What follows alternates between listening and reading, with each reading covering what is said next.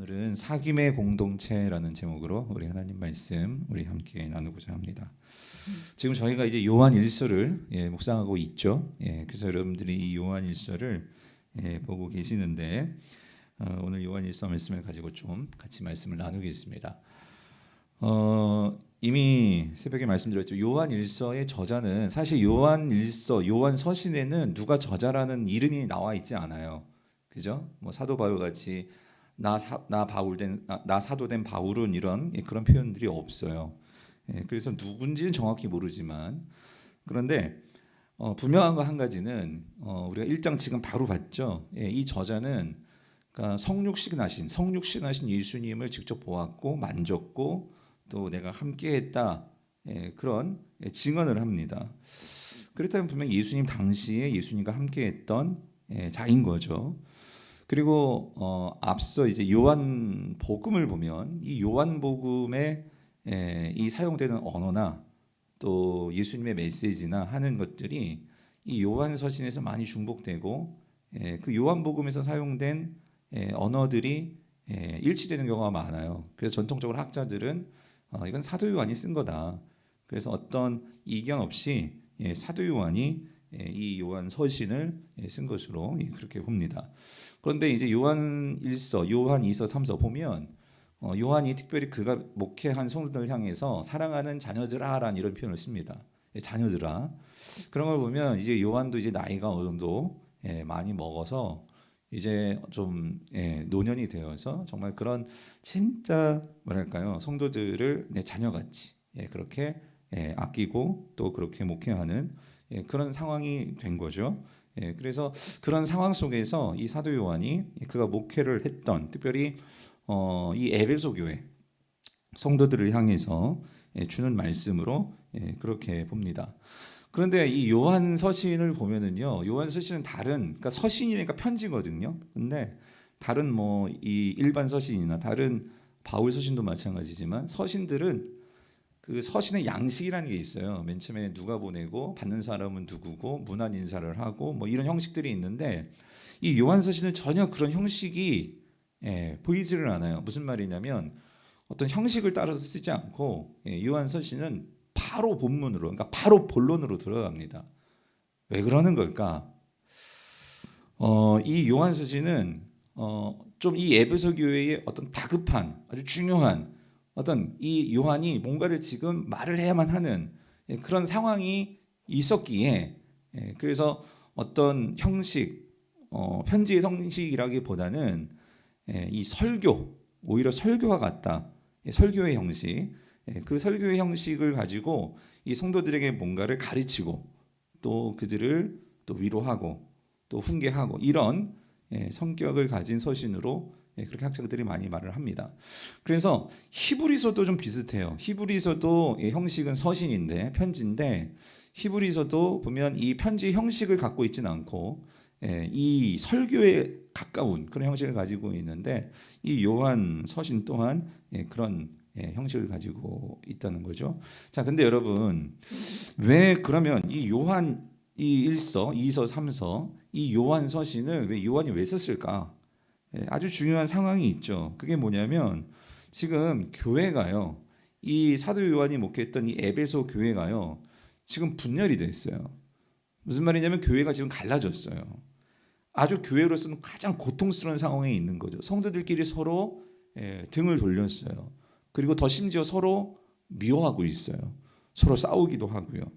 그러니까 지금 이 요한일서의 상황은 교회적인 위기죠.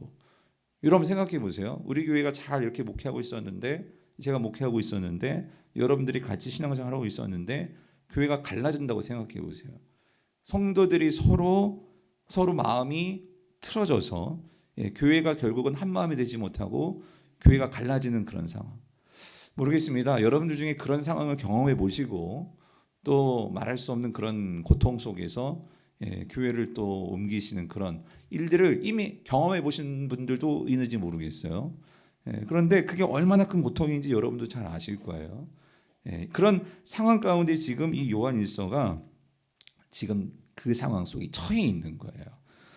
그래서 요한일서 2장 19절을 보면 우리 같이 한번 읽어볼게요. 요한일서 2장 19절 시작. 그들이 우리에게서 나갔으나 우리에게 속하지 아니하였나니 만일 우리에게 속하였다면 우리와 함께 거하렸으니와 그들이 나간 것은 다 우리에게 속하지 아니함을 나타내려 함이라 이 말이에요. 그래서 여러분 이 요한일서에 보면 여기 안에 이제 거짓 교사들 즉 적그리스도라고까지 말을 하는 그런 거짓된, 그러니까 그건 잘못된 이러한 거짓 교사들이 있었는데 그 교사들의 가르침 때문에 지금 성도들이 갈라지고 또 그들을 따라서 나가고 이런 상황이 지금 되어진 거예요.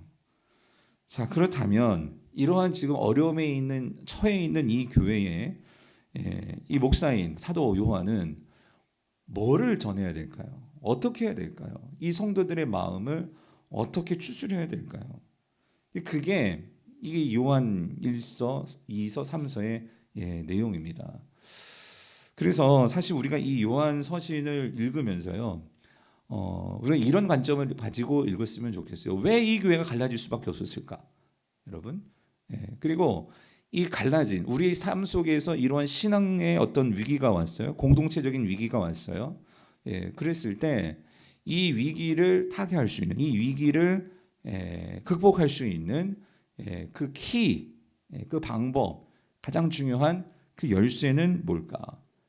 더불어서 오늘 나는 그렇다면 정말 바른 이 신앙을 견지하면서 과연 내 삶 속에서 어떠한 거짓된 교리, 어떠한 잘못된 그런 소리, 이런 소리를 들을 때 과연 나는 그것에 흔들리지 않는 정말 중심을 잡고 신앙생활을 하는 그런 나의 신앙을 내가 견지하고 있나 하는 것도 여러분들이 생각해 보면서 여러분 아침마다 이 요한서신을 잘 묵상해 가졌으면 좋겠습니다. 그래서 요한서신에서 이 요한이 이 문제를 타개하면서 짚는 것은 그 첫 번째는 이거예요. 너희들이 믿고 있는 예수가 누구인지를 다시 생각해 봐라 이거예요. 그러니까 예수가 누구신가? 여러분 우리 신앙에서요. 여러분들이 그러니까 예수님을 어떻게 이해하고 예수님을 어떻게 바라보느냐 결국 우리 신앙을 결정합니다. 그러니까 예수님이 마치 복 주는 자판기처럼 그렇게 여러분들이 예수님을 믿는다면 복 안 주면 다 예수님을 버려버릴 거예요. 그리고 예수님을 내 삶 속에서 어떤 그러한 어떤 기복적인 그런 신앙의 대상으로 섬긴다면 그러니까 예수님은 결국 우리 어떤 삶의 인격의 삶의 변화 이런 것과는 전혀 상관없는 단지 내가 이 땅에서 잘 되고 이 땅에서 내가 사람들에게 인정받고 그거를 위한 하나의 수단이 되어버릴 뿐이죠. 그러니까 예수를 내가 어떻게 바라보고 예수를 어떻게 믿느냐가 결국 나의 삶을 나의 신앙의 정체성을 결정하는 가장 중요한 열쇠죠. 키죠. 그런 면에서 여러분들이 내 자신이 이 예수를 어떻게 누구로 내가 정말로 믿고 따라가느냐 더불어서 그렇다면 그 예수를 믿고 따르는 나 우리 교회잖아요. 그럼 교회는 뭘 위해서 존재하나 이거를 우리가 정말로 제대로 정립하지 않으면 그러니까 우리도 신앙생활하면서 여러 가지 삶 속에서 당하는 위기며 또 이 세상에서 또 오늘날 이 시대에 얼마나 많은 이단들이 많습니까? 그런 이단들의 가르침과 세상의 우상과 이러한 이 혼돈과 우리를 흔들어 놓는 그러한 공격 속에서 우리도 흔들릴 수밖에 없다는 거예요. 그래서 사도 요한이 1장에서 짚는 것은 두 가지요. 예수는 누구신가? 그리고 교회란 무엇인가? 이 부분을 다시 짚습니다. 그리고 그렇다면 우리가 예수가 누구인지 알고 교회가 무엇인지 제대로 안다면 우리는 어떤 삶을 살아야 될까? 그 부분이 1장 속에 담겨 있는 중요한 중심 내용입니다. 자, 그래서 요거를 우리가 좀 같이 한번 살펴보고 오늘 그렇게 시간을 가지려고 하는데 자, 여러분 먼저 예수님은 누구신가? 자, 우리 1절을 같이 한번 읽어볼게요. 1절 같이 읽어보겠습니다. 시작. 태초부터 있는 생명의 말씀에 관하여는 우리가 들은 바요 눈으로 본 바요 보고 우리의 손으로 만진 바라예요. 자, 여기서 중요한 건 여러분 태초에 있는 생명의 말씀이래요. 그러니까 지금 사도 요한은 태초에 있는 생명의 말씀을 어떻게 했대요? 우리가 그가 말하는 것을 뭐 했다고요? 들었대요. 그리고 그 말씀을 우리가 눈으로 뭐 했어요? 봤어요. 그리고 또 그분을 우리가 손으로 뭐 했어요?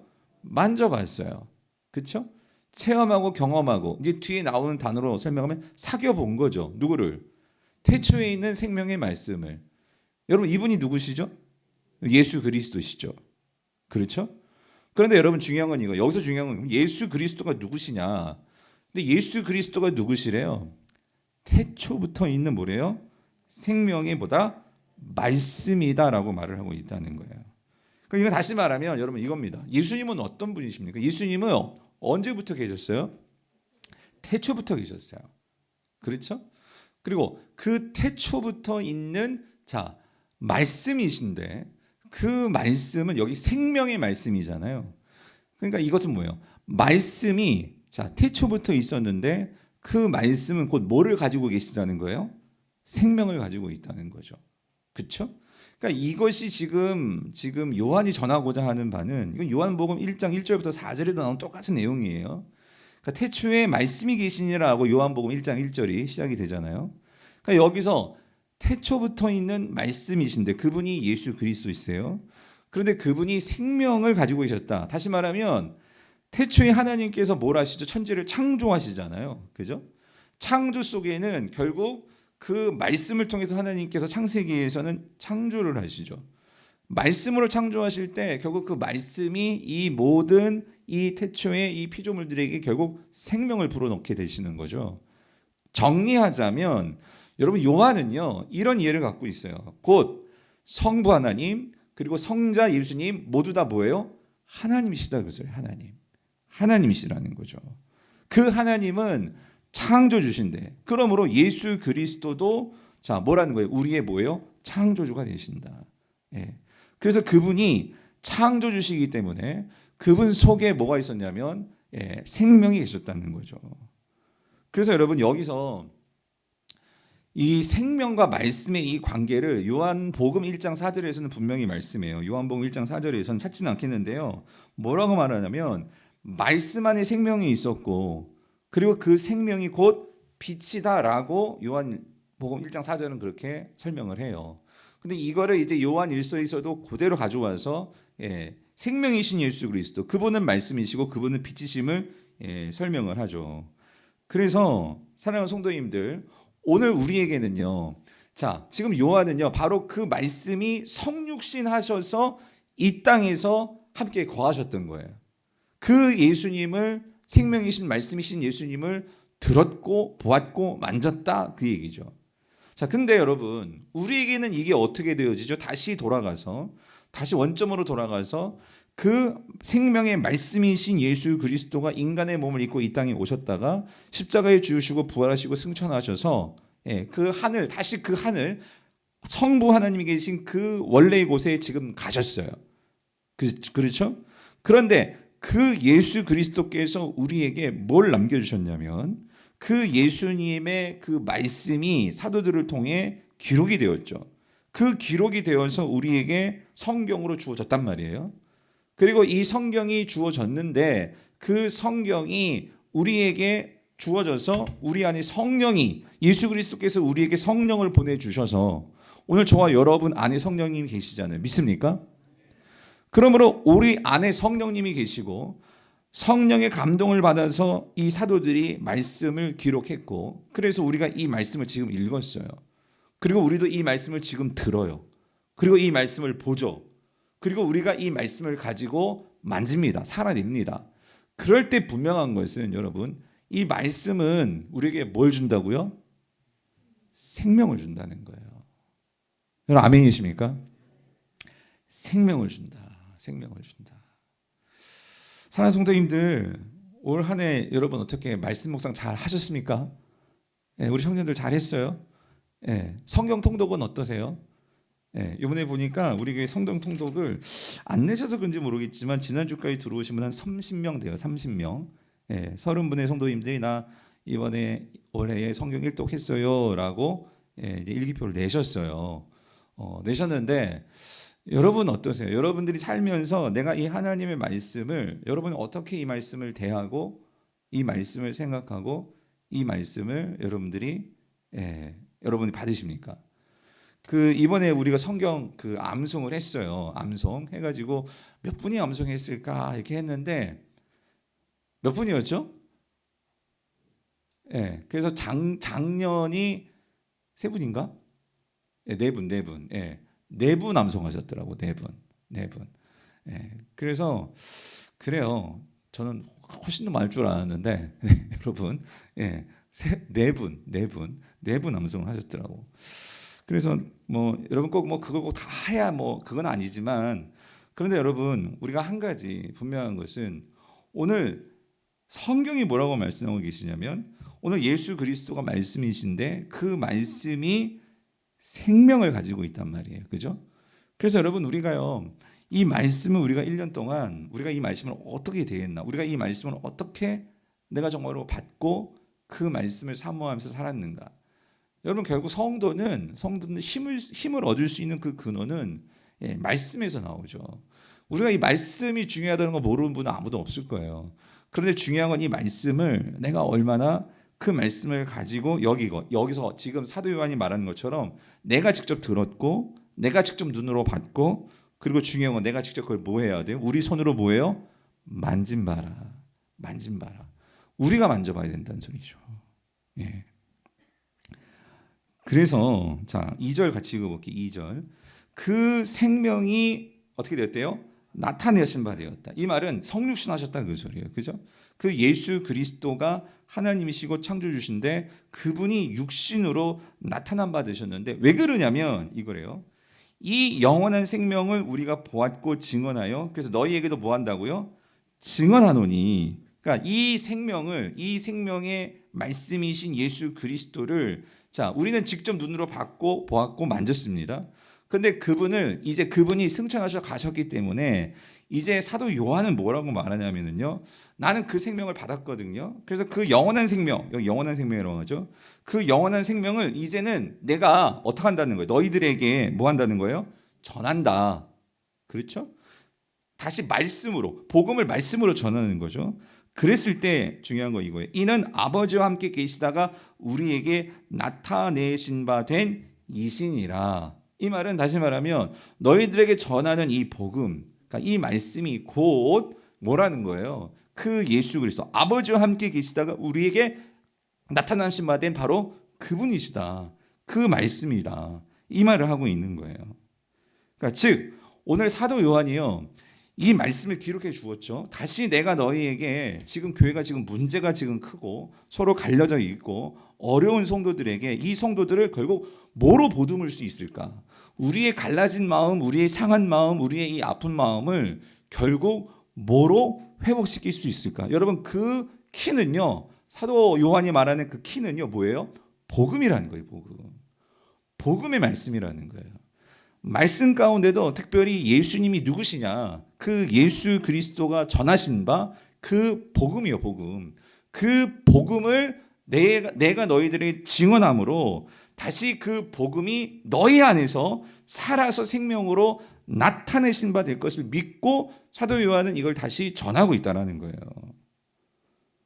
그래서 여러분 요한일서 5장 13절을 다시 한번 읽어볼게요. 맨 뒤에 결론 같은 말씀에서 사도 요한이 내가 왜 이 요한 서신을 기록했는지에 대한 목적을 이렇게 얘기를 해요. 같이 한번 읽어볼게요. 시작. 내가 하나님의 아들의 이름을 믿는 뭐예요? 너희에게 이것을 쓰는 것은 왜 쓴대요? 너희로 하여금 너희에게 뭐예요?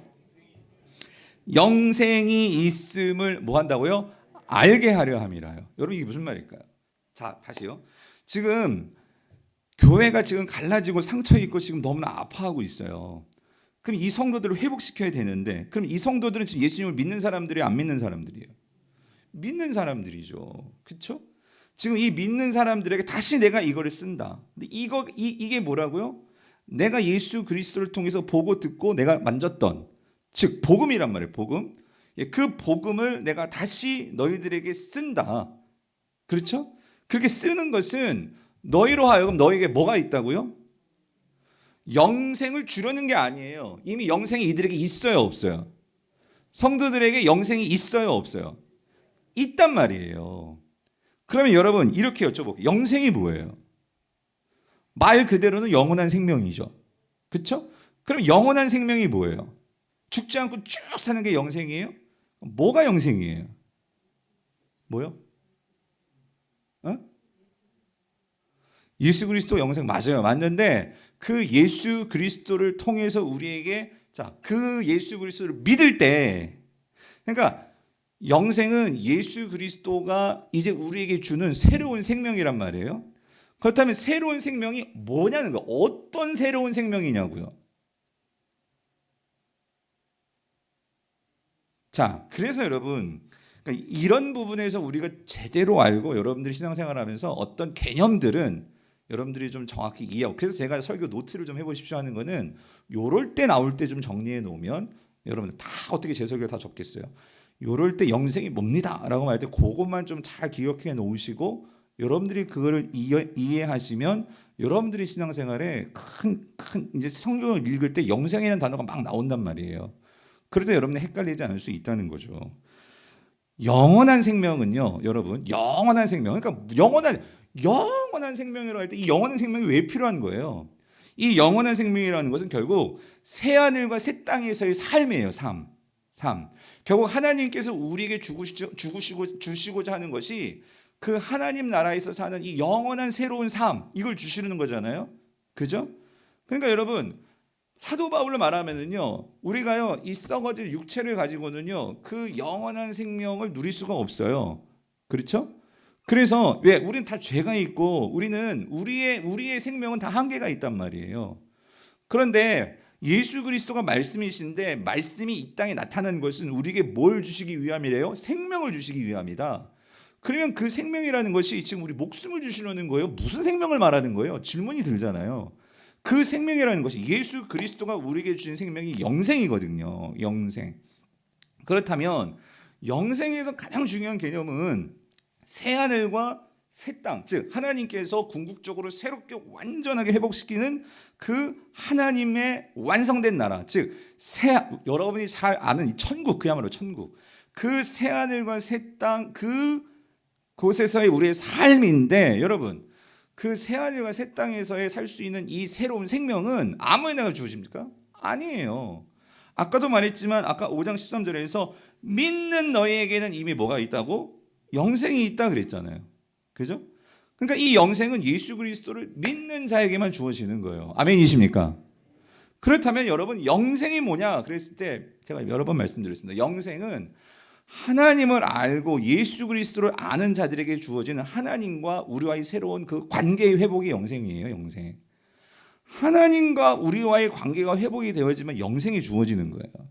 새 하늘과 새 땅에서 사는 것은요, 결국 하나님과 함께 우리가 직접 눈으로 보고 그 하나님을, 그리고 그 예수님을 우리가 직접 이제 눈으로 보고 듣고 만지고 그분과 함께 사는 그 삶이란 말이에요. 그렇죠?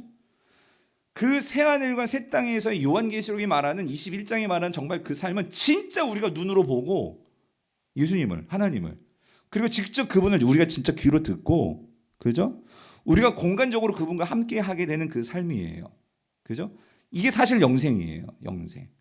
그렇기 때문에 그분과 우리가 영원히, 여러분, 우리는 영생할 수 없어요.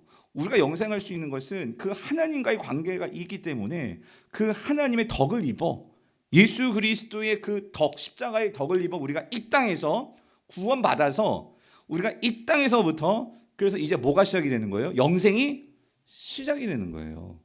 아멘이십니까? 그래서 그 영생이 시작이 되어서, 그런데 여러분 이게 있죠. 아직 주님께서 다시 오시기 전까지의 우리의 이 중간 상태의 삶에서는 영생은 시작이 되었지만 완전하게 우리가 지금 하나님을 눈으로 대면하고 귀로 듣고 만지지는 못하잖아요. 그렇죠? 그렇지만 중요한 건 이거예요, 여러분. 여기서 사도 요한이 뭐라고 말하고 있냐면 아까 5장 13절 계속 띄워주세요. 너희에게, 여기 중요한 이거 포인트, 너희에게 영생이 있음을 뭐하게 한다고요? 알게 한다. 이 말은 이런 말이죠. 영생이 우리에게 있는데도 불구하고 성도들이 그걸 알아 몰라? 모른다는 거예요.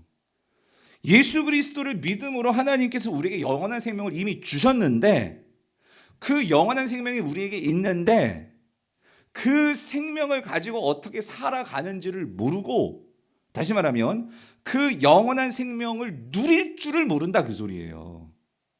그렇기 때문에 너희들이 이렇게 갈라서고 지금 이 성도들이 너무 아파요. 힘들어요. 그런데 사도 요한이 여기에서 너희들이 그렇게 아파만 하고 너희들이 여기서 절명만 하고 그럴 게 아니고, 그리고 여기에서 우리가 뭘로 회복할 수 있느냐, 그것은 너희에게 영생이 있어서 그 영생이 있기에 우리는 지금 이 땅에서부터 그 하나님과의 관계 속에서 하나님의 신적인 생명인 영생을 누리면서 이 땅을 살아갈 수 있다. 그래서 여러분, 제가 깨달은 게 그거예요. 여러분, 이 땅에서도 기적이 일어날 수 있습니다. 아멘이십니까? 귀신이 떠나가고요, 이 땅에서 놀라운 하나님의 그러니까 실체의 그 현실을 우리가 여러분의 삶 속에서 경험할 수 있는데, 예수님께서 그런 거죠. 믿는 대로 될지어다, 너의 믿음대로 될지어다의 그 가장 중요한 핵심은 이거예요. 믿는데 우리 삶 속에서 어떤 능력이 나타나지가 않아. 믿는데도 내 삶이 우울해. 믿는데도 우리 삶 속에서 현실은 어때요? 다 병 걸리고 실패하고 그렇거든요. 근데 그런 현실 속에서도 우리가 거기에 사로잡히지 않고 우리가 그곳에서도 다시 소망과 다시 그 생기로 살아갈 수 있는 것은요, 이 영생을 누릴 줄 아는 자들은 그 모든 것들을 넉넉히 이겨내면서 살아갈 수 있거든요. 그런데 우리가 그거를 영생이 있는데 영생이 무엇인지를 우리가 실질적으로 경험하지도 못하고 알지도 못하고 누리지도 못하니까 우리가 삶 속에서 결국 어떻게 되느냐, 우리가 이 세상에 죄된 그 어둠의 삶의 방식이 스물스물 항상 우리 안에서요, 스물스물 그런 것들이 끌어오르면서 그런 것들이 계속해서 우리의 삶을 망가뜨리고 절망하게 만들고 미워하게 만들고, 그러면서 하나님의 공동체들을 이렇게 어떻게 해요? 갈라놓고 이런 일들이 일어나고 있더라 그러는 거예요. 여러분, 영생은요 절대로 깨어지게 하는 게 영생이 아니죠. 하나님은요 그 깨어진 것들을 어떻게 하는 거예요? 회복시키는 분이세요. 영생은 그 죽어가는 것들을 다시 살려내고 하나님과 깨어진 관계를 회복시키기 위해서 생명이신 예수님이 이 땅에 오신 거예요. 그래서 그 생명을 우리가 믿잖아요. 그리고 그 믿을 때 우리 영생이 주어진다고 하잖아요. 그러므로 그 예수 그리스도를 믿어야지만 그 믿음을 통해서 하나님과의 관계의 회복을 통해 우리는 이 땅에서부터 그래서 예수님께서 말씀하신 거예요. 하나님 나라가 이미 너희 가운데 임했다. 너희 가운데 하나님의 임했다. 하나님 나라가 임했다. 천국이 너희 가운데 있다라고 말할 때는 무슨 의미입니까? 예수 그리스도는 하나님과의 관계의 회복이 아니라 예수님 그 자체는 하나님 나라셨죠. 하나님 나라. 그러니까 하나님 나라, 즉 영생을 가지고 이 땅에 오신 분이 예수님이시란 말이에요. 그리고 그 영생을 우리에게 나눠주시는 거죠. 그러니까 예수님은 이 땅에서 영생의 실체를 보여주신 거예요. 그러니까 여러분 이거예요. 목사님, 나도 좀 이 세상에서부터 하나님과의 관계에서 이런 하나님의 신적인 능력, 하나님과의 그런 관계 속에서 정말 놀라운 신비한 삶, 이걸 누리기를 원해요. 그럼 어떻게 하면 될까요? 하나님과 가까우면 가까울수록 여러분의 삶에 놀라운 기적과 은혜와 은총이 임할 수밖에 없는 거예요. 하나님하고 내가 일체가 되면은요, 여러분, 하나님과 내가 일체가 된 삶을 사셨던 분이 예수 그리스도이시잖아요. 그 예수 그리스도는, 그래서 그 예수 그리스도는 한말하면 모든 귀신이 떠나가고 모든 그 어둠의 세력들이 그 앞에서 순종할 수밖에 없는 거예요. 왜? 그러니까 예수님 자신은 하나님이셨기 때문에. 그죠? 그런데 놀라운 것은 뭐냐면, 여러분, 우리가 이거를 알아야 된다고요. 영생이 있음을 알게 하려 함이라, 이 말은 뭐냐면, 지금 이 요한이 지금 목회하는 에베소 교회들이 하나가 되지를 못하고 있어요.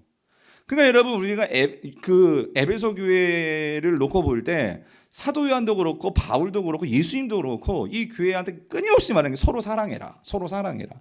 하나님은 사랑이신 것처럼 너희가 서로 사랑해야지만 그게 진짜야. 하나님 사랑한다면서 형제 사랑 안 하면 그거 가짜야. 계속 말하잖아요. 그렇죠? 그러니까 뭐냐면 이거예요. 하나님의 사랑의 핵심은 뭐냐면은요, 그 일체입니다. 일체. 하나됨. 그렇죠? 근데 지금 에베소 교회가 문제가 이렇게 지금 거짓 교사들이 와서 교회가 갈라졌죠. 그러면서 성도들이 마음이 틀어져 있죠. 하나 되지 못하죠. 그러니까 오죽하면 예수님께서 요한계시록에서 이 에베소 교회를 향해서 너희가 뭐를 회복하라고? 무슨 사랑을 회복하라고? 첫사랑을 회복해라. 처음에는 그러지 않았거든요.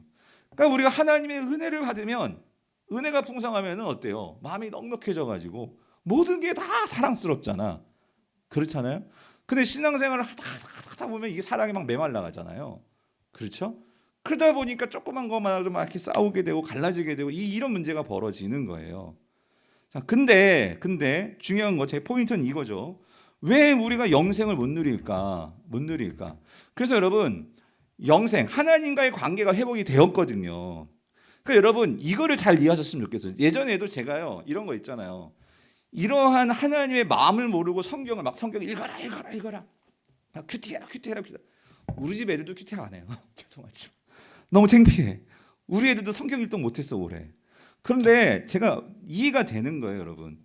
근데 걔네들 보고 내가 알면서도 그렇긴 하지만 한결아 너 큐티했어? 안 했어? 부모니까 확인을 해요. 확인을 하는데 걔네들은 막 그 소리가 듣기 싫은 거지. 충분히 이해가 가요. 근데 여러분 이거예요. 근데 저도 생각해보면 옛날에 그랬거든요. 근데 제가 언제부터 큐티를 하게 되고 말씀을 보게 되었냐면 뭘까요? 하나님의 사랑을 알고부터요. 하나님의 사랑을. 예. 하나님의 그 사랑이 무슨 뜻인지 어떤 마음인지를 조금씩 알아가니까 이게 뭐죠? 율법도 아니고 이게 어떤 나에게 있어서 어떤 의무도 아니고 그러니까 이게 뭐죠? 그 하나님의 마음에 더 어떻게 가까이 다가가고 싶은 거지. 그리고 그 하나님의 마음을 알면 알수록 어때요? 내가 가만히 있을 수 없는 거지. 그러니까 하나님께서 이 자리까지 나를 인도하셨더라고요. 목사의 자리까지. 무슨 말이냐면 여러분 이겁니다. 하나님께서 저와 여러분들 속에 성령을 넣어주셨습니다. 아멘이십니까? 성령을 왜 넣어주셨냐고요, 여러분. 그것부터 우리 질문해 봐야 돼요. 성령을 왜? 오늘날 신약 시대에는 예수님이 십자가에서 죽으시고 나서는 왜 여러분 각자 한 사람 모두에게 예외 없이 예수님을 믿으면 성령이 우리에게 임하신단 말이에요. 아니 성령이 구약 시대 같으면 좀 특별하고 정말 주를 위해서 나 헌신하겠습니다. 주를 위해서 내 목숨을 다 바치겠습니다. 당연히 그런 사람들에게 성령이 들어가야지. 그런데 그런 나는 서약도 안 했어. 헌신도 안 했어. 그런데 좀 과장하면 난 맨날 술 먹으면서도 맨날 딴짓하면서도 그래도 예배는 드리니까 예수님은 믿어. 세례는 받았거든요. 하다못해 그런 분에게까지 성령이 들어오시는 그 이유가 뭐냐고요, 여러분. 왜일까요? 성령은 우리에게 뭘 도와주시죠? 여러분 이 말씀이 생명이라고 그랬잖아요. 그죠? 우리가 그 영생을 우리가 받았어요. 아멘이십니까?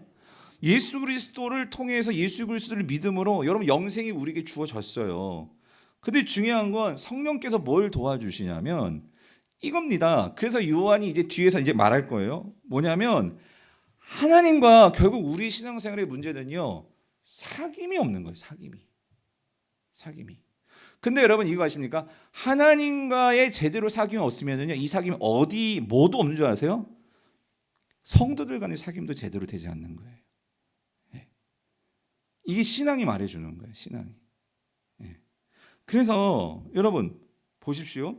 결국 지금 요한이 말하는 게 예수님은 누구시냐? 그러니까 생명을 가지신 예수 그리스도시다. 그 영생을 주신다. 그러면 너희가 믿을 때 그 영생을 받았어.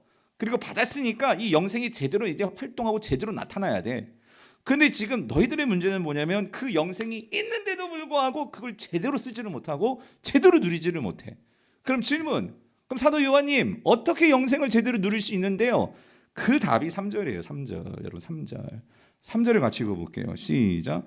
우리가 보고 들은 바를 너희에게도 전함. 이게 복음이란 말이에요.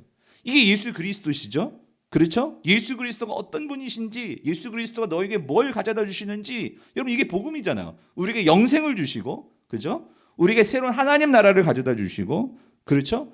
그것을 가져다 주는 것을 내가 전하는데, 자 그렇게 전함은 아까 우리가 봤던 5장 13절에서는 영생이 있음을 알게 하려 함이라. 중요한 거, 알게 하려면 안다는 게 여러분 이 요한복음에 안다라는 단어가 참 많이 나와요. 요한복음도 그렇고 요한일서도 그렇고 학자들은 그렇게 얘기해요. 그리스도인들 중에서 이 유대교적인 배경을 가지고 있는 그리스도인들에게 쓴 서신 복음이 요한복음, 요한서신 그런 영향이 클 거다. 왜냐하면 이 유대교적인 사고가 되게 많아요. 유대교적인 사고. 그랬을 때 이 안다라고 했을 때는요.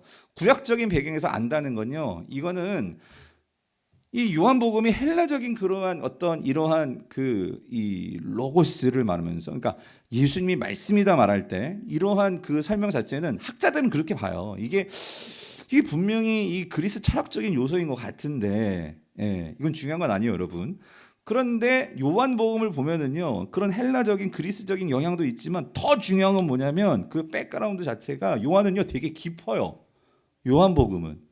저도 좀 요한복음을 좀 관심이, 제가 요한이잖아요. 그래서 요한복음을 좀 깊이 공부해 봤는데, 와, 요한복음이요 제대로 막 바울 서신 바울 복음 못지않게 깊어요. 왜 깊냐면 여러분 요한계시록만 보세요. 얼마나 구약의 백그라운드가 큰지 몰라요. 제가 왜 이걸 말씀드리냐면, 그 단어 하나하나 자체가 이게 제대로 우리가 그 의미를 제대로 알면 이 깊이가 느껴지는데, 그러니까 이게 안다 이런 단어 자체가요 그냥 이렇게 지적으로 아는 거 그 정도를 말하는 게 아니란 말이에요. 이게 관계적인 알미란 말이에요. 암. 그랬을 때 여기서 관계적으로 안다라는 거를, 그거를 요한일서 1장 3절에서 뭐라고 말하고 있냐, 그거를 사귐으로 말을 하는 거예요. 사귐이 있어야 한다. 그러니까 여러분, 영생이 있는 것만으로 여러분들이 그거를 만족하고 그거를 가지고 나 영생 받았어, 이거를 말하는 자들이 영생을 아는 자들이 아니라 그 소리예요. 뭐를 말하냐면, 우리가 보고 들은 바를 너희에게도 전함은 너희는 일단 성도들이죠. 에베소 교회 성도들이죠. 너희로, 우리와, 여기 우리는 누구냐면 사도 요한을 말해요. 사도 요한은 지금 예수 그리스도와 뭐가 있는, 사귐이 있는 사람이잖아요. 근데 잘 보세요. 지금 너희는 지금 이 영생이 있음에도 불구하고 있는 영생을 잘 누리지를 못해. 그런데 우리는 사도 요한은 그 영생을 누리면서 은혜를 맛본 사람이에요. 근데 어떻게 하냐면, 너희와 우리가 뭐가 있어야 된다고요? 사귐이 있어야 돼. 그렇죠. 사귐이 있게 하려 함인데, 우리의 사귐은 여기가 중요해요. 우리의 사귐은, 내가 있잖아, 나의 사귐은 누구와의 사귐이래요? 아버지와 그의 아들 예수 그리스도와 더불어 뭐라고요? 누림이라. 여기 누린다는 단어, 여러분 참 중요한 거예요. 이게 누린다. 여러분, 올해 우리 교회 표가 뭔지 아십니까? 기억나세요? 풍성한 삶을 누리는 교회였어요. 누리는 교회. 여러분, 풍성한 삶을 누린다는 게 무슨 개념이죠? 예수님께서 요한복음 10장 10장에서 그렇게, 내가 이 땅에 온 것은 양으로 하여금 너희에게 생명을 주고 그 생명을 풍성하게 주기 위해서다. 풍성하게 주면 우리는 그걸 받아가지고 뭐 해야 돼? 살아야지. 누려봐야 되죠. 그렇죠? 그러니까 여러분, 올해 여러분의 삶이 조금이라도 뭔가 더 주님 안에서 좀 풍성해지셨나요? 여러분의 삶의 모습들이 주님으로 인해서 뭔가 변화된 그런 풍성한 삶이 느껴지시나요? 저는 봤어요. 제가 본 거는 이거 하나 분명히 봤어요. 올해 우리 교회가요, 다른 것보다도, 어떤 해보다도 순모임에서의 풍성한 나눔들이 많아졌던 것 같아요.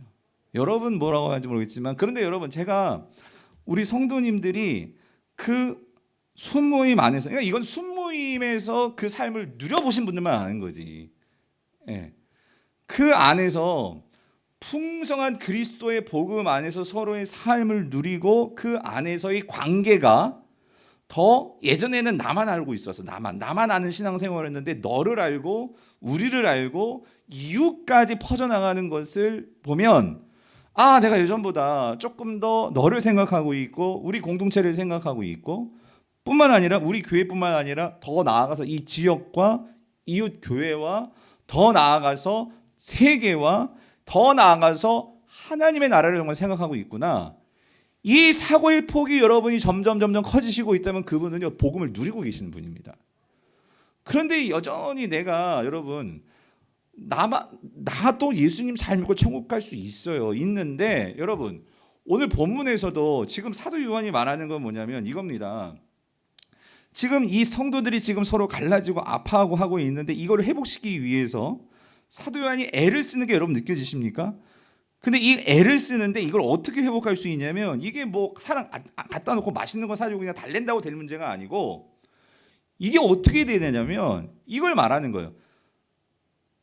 사도 요한이요 뭘 봤냐면, 예수님이 그 12명 데려놓고 목회하실 때, 그러니까 제자 양육하실 때, 여러분 이 제자들이 얼마나 싸웠습니까?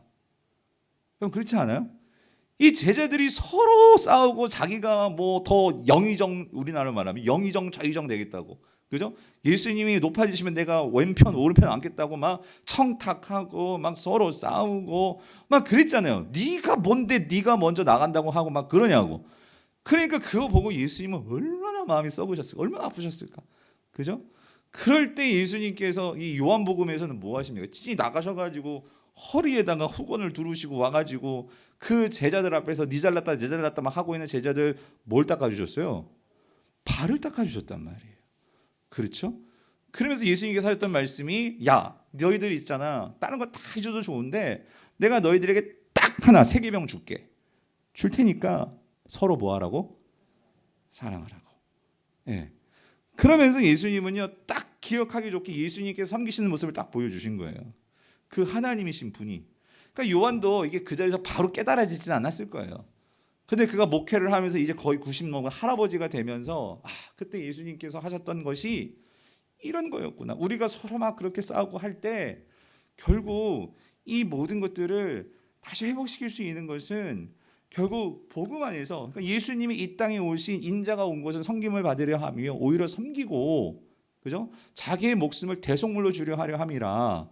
그랬을 때 그 예수님께서 보여주셨던, 그래서 예수님은 철저히 그 하나님 말씀에 순종함으로 그걸 통해서 우리에게 이 영생을 주셔서 우리로 하여금 그 하나님의 자녀가 되고 더 이상 종이 아니고 그 하나님의 친구가 되고 그 하나님을 가까이 할 수 있는 그 기회를 주시고자, 그래서 그 하나님 나라 새하늘과 새 땅의 삶은 피라미드의 삶이 아니요 거꾸로 된 그 높은 자들이 오히려 섬기는 일에 감당하고 서로 사랑하는 일에 힘쓰는, 그것이 진정 하나님 나라의 공동체요, 그것이 하나님의 일이야 하는 것을 보여주신 거구나. 이 요한이 깨달으니까 지금 교회가 막 갈라져서 싸우고 있는 거예요.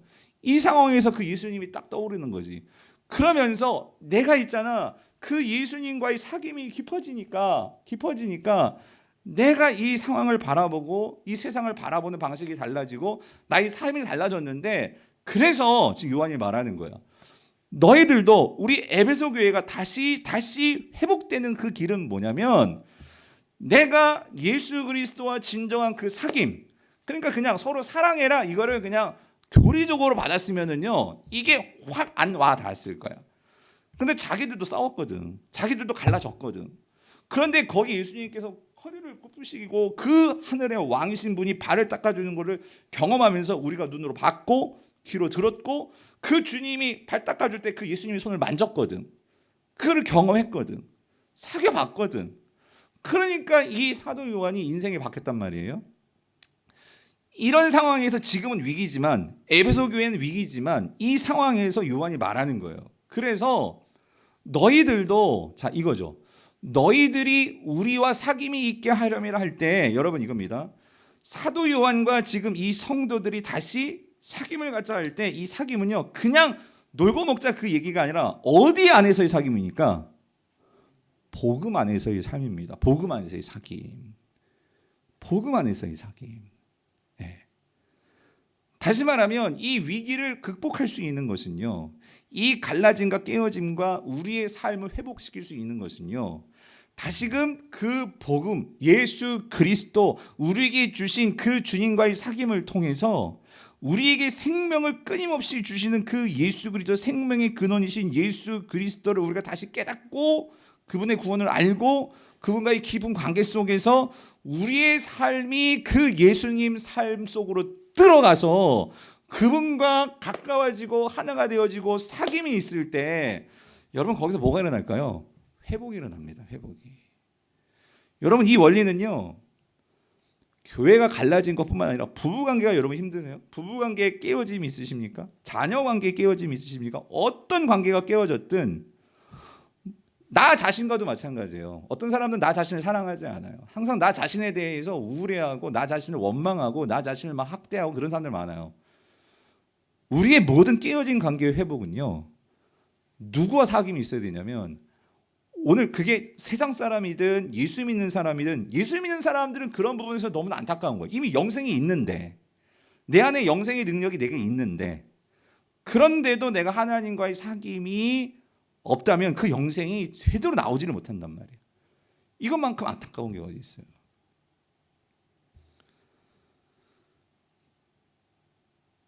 그래서 여러분 여기서 이 사귐, 그래서 여러분 이 단어가 코이노니아라고 말씀드렸잖아요. 여러분 코이노니아는 세 가지 차원의 그 사귐의 어떤 의미가 있어요. 뭐냐면 어떤 사귐이 있어야 되느냐, 어떤 교제가 있어야 되느냐. 여러분 중요한 건 이거예요.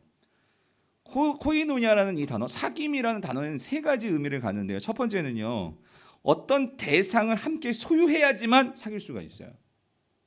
여러분, 그러니까 공통된 소유가 있어야 돼요. 그래야지만 사귀어요. 그러니까 여러분 어떤 사람하고 처음 만나는 사람하고 서먹서먹 하잖아요. 근데 공통 관심사가 생기면 뭔가 말문이 트이죠. 그렇죠? 그게 고향이든지 학벌이든지 뭐 하여튼 그런 거 있잖아요. 성씨든지 뭐 그렇잖아요. 요즘 젊은이들 MBTI 아니에요? 서로 다 너 MBTI가 뭐야? 그러면서 이제 서로를 알아가려고 말문이 트인단 말이에요. 공통 소유. 근데 여러분 이겁니다. 오늘 우리 성도들 교회 안에서 여러분이 잘 보셔야 돼요. 아무리 그 사람과 친해도요, 여러분 그 사람과 나의 안에 복음 안에서의 사귐이 없으면 여러분 그 사귐은 영적일 수가 없어요. 예, 그 사귐은 얄팍한 사귐밖에 안 돼요. 예, 정말 복음 안에서 오늘 예수 그리스도가 너와 나에게 베풀어 주신 그 은혜가 얼마나 큰지에 대해서 서로 나눔이 있고 거기에 공통 관심사가 있을 때, 그게 부부가 됐건 그게 뭐 교회 성도가 됐건 이 공통사가 있으면, 여러분 선교가 뭐예요? 선교는 전혀 남다른 이거 다른 민족, 다른 문화, 다른 문화권이에요. 다른 나라예요. 근데도 예수 그리스도 때문에 그 다른 문화, 다른 인종, 다른 피부에서 이 모든 것을 뛰어넘을 수 있는. 예. 지난주에 봤잖아요. 세브란스. 그 세브란스 돈 벌어 가지고 뭐 자기를 위해서 많이 할 수도 있잖아요. 그런데 그 조선 땅 피부도 달라. 예? 그 언어도 달라.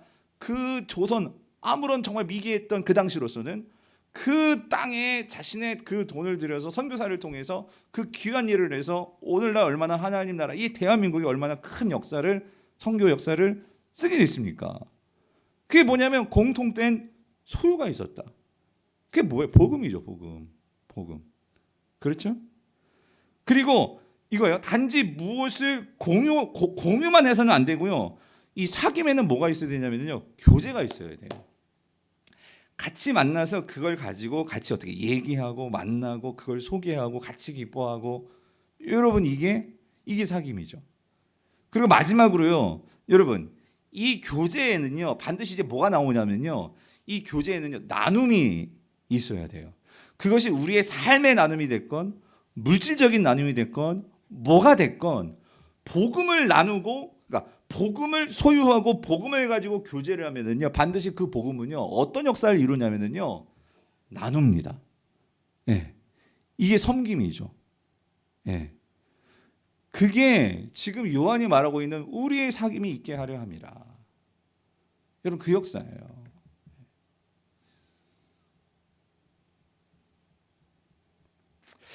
지금 그 19만의 기적을 아마 우리 순문이 하고 계셔서 어제도 한 목사님이 또 문자를 보내주셔서 너무 감사하다고. 예. 참 여러분들 너무 잘하셨는데 하여튼 그 감사와 영광이 또 우리 교회에 이렇게 오는 거예요. 예. 그러니까 이번에 교회를 섬기는 몇 개 팀이 있고, 또 어떤 가정의 어린 그 우리 힘든 가정의 어떤 자녀들을 섬기는 팀이 있고, 또 여러 이런 사역들이 이렇게 다양하게 되어지고 있어요. 그걸 보면서 참 그런 생각이 들어요. 뭐 저희 교회가 뭐 그렇다고 대형 교회도 아니고 그렇다고 또 막 미자리 교회도 아니고, 저는 하나님께서요, 여러분 중요한 건 이겁니다. 교회의 크고 작고가 중요한 게 아니에요. 우리는 자꾸만 어떤 교회 사이즈를 보고 막 분당 우리 교회니까 막 이렇게 할 수 있는 거고 조그만 교회는 못 하는 거, 이게 아니고요. 여러분 우리 모두 다 하나님 나라의 백성이거든요. 그러면 우리가 있는 이 자리에서 우리의 눈을 떠서 우리가 뭘 어떻게 사귈 수 있을까 하는 것들은, 우리가 어떠한 하나님의 부르심을 받았나, 이 정체성, 그러니까 내가 믿고 있는 예수가 누구신가, 그리고 그 예수를 통해서 이 교회는 어떤 존재인가, 그리고 오늘 나는 영생을 이미 가지고 있는 나는 이 영생을 어떻게 써야 될까? 여기에 대한 고민이 없으면 여러분 우리는요 사귐이 없는 성도로 끝나기가 쉬워요. 예.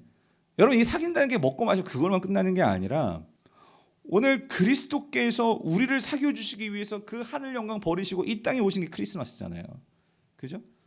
때로는 우리가 그 예수님을 배반하고 예수님을 도망치고 예수님을 그렇게 했는데도 주님은 끝까지 우리에게 오셔서 복음을 보여주시고 그걸 같이 나누려고 하시고 그리고 어떻게 해요? 죽기까지 섬기시는 그것을 통해서 오늘 우리에게 이러한 엄청난 하나님의 자녀가 되고 하나님의 영광이 우리에게 임하는 이 축복을 주셨단 말이에요. 그렇다면 오늘 저와 여러분들도 마찬가지예요. 오늘 우리가 이 땅에서 어떻게 살아가야 될까? 예. 영생은 아까 말씀드렸죠. 영생은 죽고 나서 영원히 사는 그게 영생이 아니라 이미 지금 우리가 살고 있는 지금 이때부터 영생을 누리면서 살 때 여러분 영생은요. 하나님의 이 영생이라는 것은 그러니까 여러분 엄청난 하나님의 그 풍성함을 우리가 누리면 누릴수록 우리는 그 하나님의 크심 속에 내가 들어갈 때 여러분 우리가 이 세상을 바라보는 방식과 생각과 삶의 태도가 바뀔 수밖에 없는 거죠. 그래서 오늘 이 말씀 4절 여기까지만 말씀 전할게요. 4절 같이 읽어볼게요. 시작. 우리가 이것을 쓰면 그러니까 이게 복음이란 말이에요. 예수 그리스도가 주신 우리에게 영생이 있고 너희들이 그 영생을 가진 자고 그 영생을 누려야 되고 근데 이걸 쓰는 것은 왜 그러냐면 지금 우리가 지금 교회가 갈라져 가지고 다 성도들이 막 인상을 쓰고 교회를 갈까 말까 하고 막 이런 상황이라면 에베소 교회가 기쁨이 없잖아요. 아니야. 이것을 쓰는 것은 우리의 기쁨이 뭐예요? 어떻게 해요?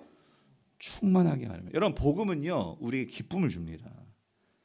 여러분들이 가서 복음 안에서 누군가를 새로 사귀고 복음을 전하고 그리고 그 사람의 복음의 반응을 보이고 또 우리가 복음 안에서 뭔가 정말 주님이 기뻐하시는 그 일을 하고 나누고 섬길 때 여러분 그때 우리가 뭘 맛보냐면요 하늘의 기쁨을 맛보는 거예요.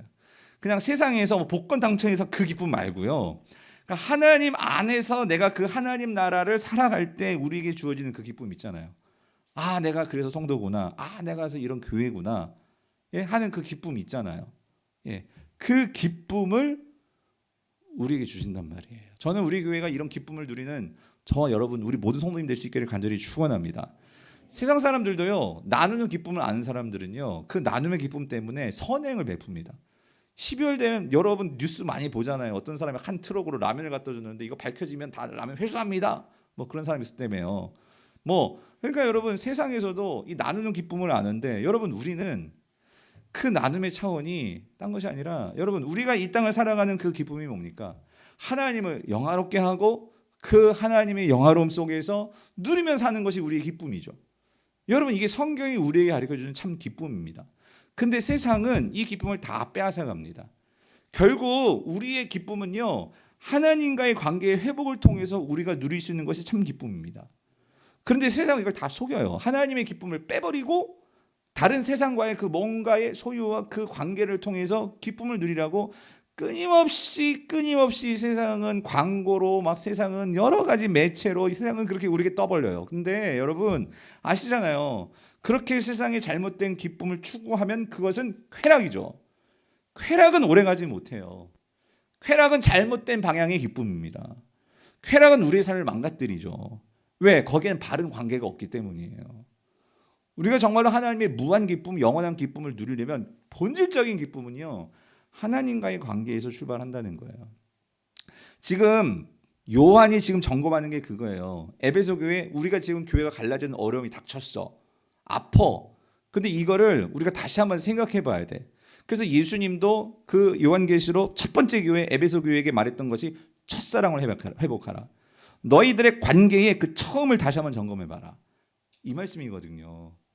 그런 면에서 오늘 저와 여러분의 삶 속에서 제가 한번 도전하는 이거예요. 여러분 신앙에 기쁨이 없으십니까? 어떤 분들은 목사님 교회 와도 옛날같이 기쁨이 없어요. 옛날엔 내가 막 이렇게 섬기고 막 이렇게 하고 했는데 난 기쁨이 없어요. 그런데도 내가 직분자니까 내가 목사고 장로고 권사고 하니까 교회 안 갈 수도 없고. 근데 여러분 그것도 귀하신 거예요. 그래도 나오시는 분 너무 귀하신 거예요. 근데 그럼 너무 힘들잖아요. 피곤하잖아요. 아프잖아요. 교회 가기 싫잖아요. 예? 어떻게 해야 돼요? 그거는요 딴 문제가 아니고요. 주님과의 나의 관계를 여러분이 점검해 보셔야 돼요. 지금 이 사도 요한이 에베소 교회를 점검하는 것은 그래서 두 가지니까요. 예수님은 누구신가? 두 번째, 교회란 무엇인가? 그래서 여러분 교회는 뭐냐면요. 사귐의 공동체입니다. 사귐의 공동체. 근데 그 사귐의 첫 번째는 뭐라고요? 예수님과의 사귐이에요. 하나님과의 사귐이에요. 다시 말하면 더 직접적으로 말해 볼까요? 매일 삶 속에서 말씀을 읽으면서 여러분 눈물을 흘려보셨던 적이 언제가 되십니까? 그러니까 여러분이 아침에 피고 큐티를 하면서 와 이게 내 말씀이구나. 와 이게 정말 이렇단 말이야 하면서 말씀에 확 빠져들었던 적이 언제이십니까? 이게 없으면 금요기도 나와서 무릎 꿇고 아니 마음을 찢으면서 기도하셔야 돼요. 성령님 내가 이 말씀에 반응할 수 있게 하여 주시옵소서. 왜? 말씀이 뭐니까? 생명이니까. 그러니까 이 생명이 점점 뭐예요? 이게 여러분 죽음이라는 게 그거 생명이 활동하지 않으면 죽음인 거예요. 오늘 저와 여러분 삶 속에서 이 생명이 지금 약동하고 있냐, 약동하고 있냐. 그러니까 이게 없으니까 교회에 별의별 잘못 중요하지 않은 것들에 우리의 마음이 다 빼앗겨가지고 그것 때문에 서로 에너지 소비하고 그것 때문에 우리가 신경 안 쓰는 일에 서로 감정 소비하고 그게 오늘날 우리가 이 땅에서 마귀가 가장 교회를 공격하기 쉬운 게 그거잖아요. 본질에 우리의 마음을 쏟아서 생명력으로 충만해져야 되는데 그 생명을 다 빼앗기고 있는 거예요. 여기저기 막 구멍이 나가지고. 그래서 여러분 첫 번째는요. 우리가 예배를 통해서 하나님과의 관계가 정말 회복이 돼야 되고 그리고 아까 사도 요한이 에베소 교회 성도들과 너희들과 우리가 다시 사귐을 갖자 하는 거잖아요. 여러분들 신앙은요 사귐 없이는 안 돼요. 하나님과의 관계에서 예배가 죽으면 안 되고 성도들 안에서 이 공동체적인 사귐이 없으면 여러분 신앙은 결국 약해지고 메말라지고 힘들어질 수밖에 없어요. 그러니까 여러분 순모임이 부흥하셔야 돼요. 정말. 그러니까 여러분의 신앙에 그런 공동체 꼭 순모임이 아니더라도 여러분들이요 그런 교회 안에요. 우리 한 식구들이잖아요. 다 모여서는 시간이 안 돼. 다 막 20명씩 모여가지고 기쁜 나눔이 어렵잖아요. 그래서 순으로 묶어드리는 거거든요. 그래서 그 순에서 진짜 이 순이 복음이 살아있는 순이 될 수 있도록 여러분이 기도하셔야 돼요. 알아요. 어떤 순은요 복음이 없어. 모이면 맨날 세상 얘기하고 그런 순도 보면 있으실 거예요. 근데 그게 여러분 우리가 이 세상을 살아가면서 아직 복음을 맛보지 못해서 그렇지 복음 안에서 서로 삶을 나누고 그리고 그 복음을 가지고 이wan 19만 원의 기적을 할 때 세상 속에 나아가지고 직접 우리가 복음을 가지고 뛰어 들어가서 복음을 서로 나누는 삶을 해보고 여러분 그럴 때 여러분 우리가 복음을 누리고 영생을 누리고 그렇게 살아가는 거죠. 바라기는 우리 교회가 그런 일에 힘쓰면 계속해서 사귐의 공동체로 살아가시는 또 그렇게 성장하는 우리 교회 될 수 있기를 축원합니다.